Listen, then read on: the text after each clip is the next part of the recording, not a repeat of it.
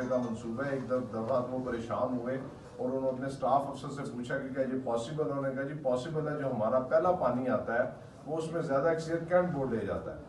और उन्होंने अपने सेक्रेटरी को उसी वक्त कहा कि इसको कौन करेगा। मैंने कहा जी सीएम पंजाब करेंगे, और मुतलका वजीरों ने कहा कि इस मंसूबे को लिखें, अगर वो सुबह पंजाब इस पर पैसे देता है वेल एंड गुड, अगर नहीं देता तो ये 2021 का जो बजट है ये भी सराजपंडी की आवाम के लिए खुशखबरी है कि हम रावल डैम से एक एक्स्ट्रा लाइन लाएंगे ताकि जो गाजी बरोथा का मंसूबा वो तो 4-5 साल में कंप्लीट होगा।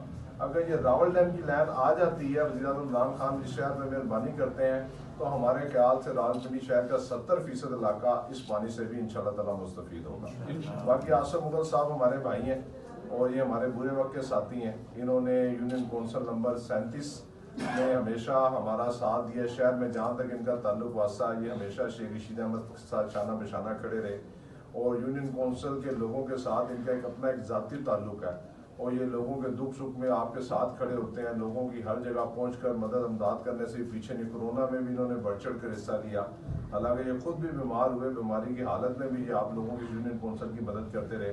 और मेरा 1-2 दफ़ा इनसे झगड़ा भी हुआ तो यूनियन कौंसिल के मसले पर हुआ। इन्होंने अपनी ज़ात के लिए मेरे से कभी झगड़ा नहीं किया। इन्होंने कहा कि मेरी यूनियन कौंसिल में डेवलपमेंट का मसला है, मेरी यूनियन कौंसिल में पानी का मसला है, गलियों का मसला है। अब इनको हमने फंड फराहम किए हैं 1 करोड़ रुपए के मजीद इंशाल्लाह ताला। ये हमारा जो सामने वाला ये गर्ल्स कॉलेज है ये भी आखिरी मराइल में है। सीएम पंजाब को